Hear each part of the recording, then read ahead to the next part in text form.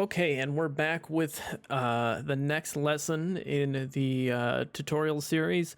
This one we're going to be working with power lines. So I thought this would be a perfect follow-up lesson or supplemental lesson to the previous one when we learned Easy Fence, the Easy Fence script. Mainly because now that we've learned that script, we're going to combine those principles with what we learned with Street Spline Constructor, and we're gonna combine those two ideas so that we can put not telephone poles, power poles down along our road and have them equidistant from each other. So you know how we were talking about how in the last tutorial how you were putting the posts down and we want them equal distant from each other. Well, if we use splines instead of freehanding it, we can do that. We can get them equidistant from each other. Now, this is where things get our tools are really getting very useful and very powerful, because think of how many things you need to put in a row that need to be equidistant from each other, right? So this script is a very useful tool. So I'm going to demonstrate using power lines. So I've gone ahead and I've set up our script group here, an extra script group for the power line. I've imported this power line from Dyersville. And I went ahead and I put those transform groups at the top of this group. So look how there's so many different parts to this power line. A bunch, I don't even, oh, that's down there. Bunch of different transform groups here, different objects, but you want the ones that are going to be telling the script where the wires are going. You want those at the top here, okay, within this group. Okay, and I've got them located at all of these different nodes, right? And I've kind of gone through and carefully put them kind of in generally the center of each node. Okay, so I've gone ahead and done that. Okay, I have my wire here. I've gone ahead and measured that out and written down the number. I actually put it in the script, so I shouldn't have to redo that. But this is also a good demonstration of if it's set up like this, where it's an object in a transform group like this, and you can't readily get the distance, just click in here, create transform group, put it in there, drag it along this, put it at 0, 0, and drag it along the line until you get to the end. Make sure, because sometimes these wires, when you import them and export them, they're angled. Make sure that everything in this group is going to be at 0 rotations, okay? Because if it's rotated, it's gonna look really wonky when the script runs it. Okay, so I'm going to have the wires there. That's good. We've got the ID for that. The telegraph post. Once you've made the template for that, for the power lines, you can go ahead and create a spline group just like we did with the road. So very easily, I have one set up here, but as a refresher, I'm going to create transform group. I can go ahead and go to scripts. Click on that transform group. Go to scripts. And then go to spline placement create. That's going to create a little spline placement group. And remember, you're going to create a spline. You're going to control X that into spline placement. So it's got to be at the right spot in this group. Okay, and then you're going to spline from there. Okay, and you can name this whatever you want, doesn't matter. I have one that's just named transform here. I've already done the spline, so I splined from that end of the map to that end of the map. It kind of curves down here, so what I did, the road kind of tapers off in that direction after the intersection in real life. So what I did was I did the insert point here, another insert point here, and then I bent, and then I think another insert point there, and then kind of curved it down towards the end of the line. Perfect. So objects to place. Remember, in Street Spline Constructor, we used boxes.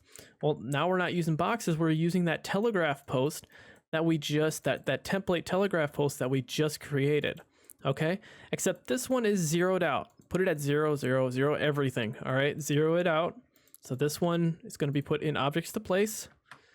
It's going to be zeroed out, kind of like our box right here. Okay. You're going to go through and delete that later, so don't worry about it being there. Okay, so we got it all set up. We got the spline in the right place. I'm assuming you've done pretty much a straight line for power lines, maybe around curved roads.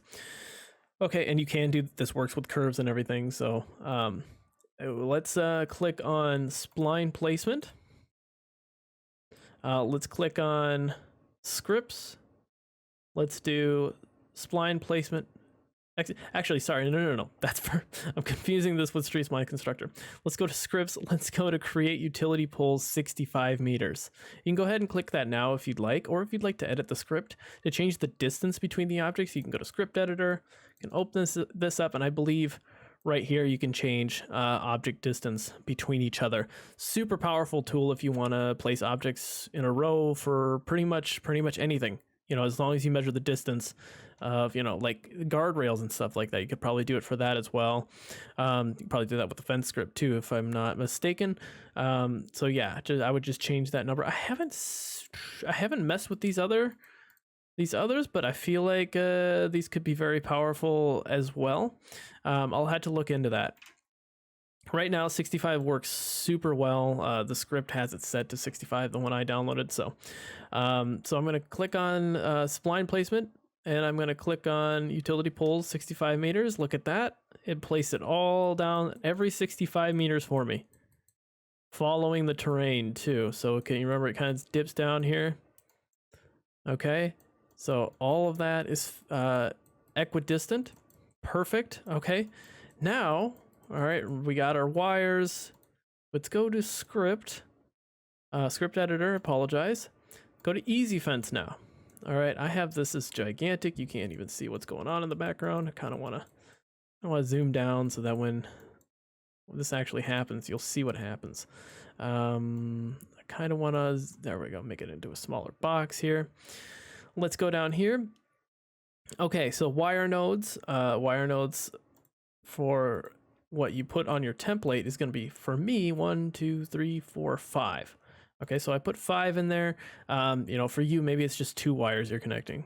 Then I've got the fence wire here. So under wires, that parent group, the foremost parent group, I put the number for the ID in here. Okay, I measured it out to 39.072. That was kind of like near the end, but not quite the end. I wanted there to be just a little bit of overlap between the wires so that they like kind of look like it's continuous, more continuous. And then fence transform, obviously that will be down here. That's going to be placed objects now. So remember before we had it in output fence? Now it's the placed objects group. Okay, because that has all of our power lines in it. That's going to be this ID up here, 7225. And the max posts, remember how to do that from the last episode? You just click on that last group. This number right here, it's 31. Or you can go through and hand count them. I don't suggest that. It's going to take some time. There are easier ways of doing this. All right, so I've got everything set up. Start post 0. Yep. I'm gonna go ahead and execute. And there you have it. Using 2 different methods that we've learned throughout this tutorial, we have our power lines. And you know, you might have to go through and redo this and everything and readjust that node here. So like if I need to see, this one's a little low, that's going to be on every pole. It's going to be like that. That's because my node is too low on the actual template. So I'm going to go to the template, and on which side is that? Okay, that's that one. So on the template, the node that is, let's see, this one. So what is that? Too high or too low? Let's look at that. You can go back and, yep, it's too low. I'm gonna ever so slightly bring that up. Okay, and then so if you do wind up in a problem like that, you can go here, go down to placed objects. Actually, click spline placement, and you should have from Street Spline Constructor. You should have spline placement delete placed objects. Click that. Okay, now it just deleted all those placed objects. All right, we can delete this, put this in here, objects to place. I know this is a little bit redundant, but I just want to demonstrate. I wanted to demonstrate the delete placed objects facet of this or script. Do this, run this again. Scripts, easy fence, run that again. Look how unbelievably stupidly easy this is. Our lives just got so much better as map makers. And you know what? keep Giants Editor 8.2.2, especially when the next game comes out, because I have learned exporting objects. I have learned that it's not too difficult to export them over to the new game. I mean, maybe some things need to be retextured, but almost hardly buildings, objects, they don't usually need to be retextured, especially power lines.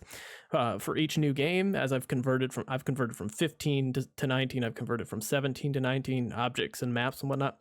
So I would just keep 8.2.2 with all your scripts, and if these scripts don't get converted over to 19, or they don't work properly with 20, don't get converted over to 22's Giants Editor, which will probably be 9.0, 9.1.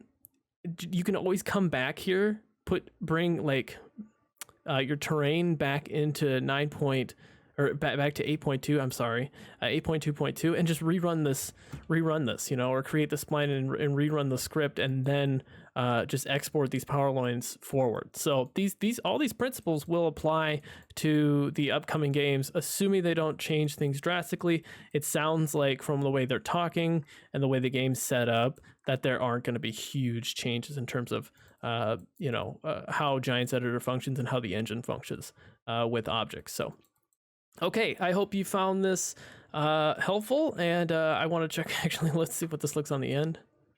Okay, so there's a little bit of on the end here. I could probably bring this spline out even farther so that we have more power lines along here. So, because it did end, and there's probably, not enough. This distance probably isn't 65 meters. Okay, yeah. All right, regardless, I'm gonna, oh, hey, hello. Gonna need to move that as well. But you get the point. I mean, if you're running into problems like this, maybe you need to increase that distance just a hair. Go to the script editor and increase it from 65 to maybe 68. 68 might work better here, so that it does cross that road properly. Or you can do what we do with the or you can do it in pieces, kind of like what we do with the fence script. Okay, so again, this is probably a little too long-winded, so I'm going to end it here. And I hope you found this helpful, and good luck and happy map making. Bye. Just wanted to make a quick note. At the end of that video, I did say you could, to get the power lines out of the road, just change the distance of the script. You don't need to do that. I apologize. That was a in the moment mistake. All you had to do is move the power line. Okay, so you just move the power line out of the way of the road.